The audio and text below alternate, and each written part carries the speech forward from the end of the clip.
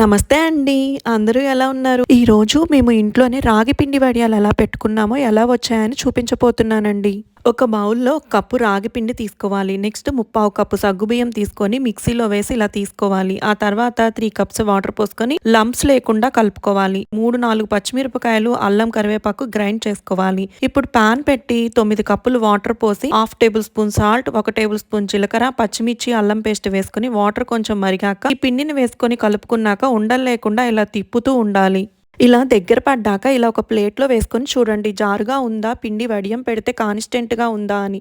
ఇప్పుడు ఒక cotton cloth తీసుకొని కొంచెం వాటర్ చల్లి ఇలా పెట్టుకోవటమేనండి. మేము ఒక రోజంతా ఫ్యాన్ కింద పెట్టాము. ఆ తర్వాత ఇలా వెనక్కి తిప్పి వాటర్ చల్లి వడియాలు ఇలా తీసుకొని బాగా కరకరలాడేంత వరకు ఫ్యాన్ కింద ఎండనివ్వాలి. కంప్లీట్‌గా ఆరాక ఇలా వచ్చాయండి. చాలా టేస్టీగా, క్రిస్పీగా ఉన్నాయి. మీరు కూడా ట్రై చేసి ఎలా వచ్చాయో కామెంట్ చేయండి. Please like, share and subscribe to my channel. Thank you.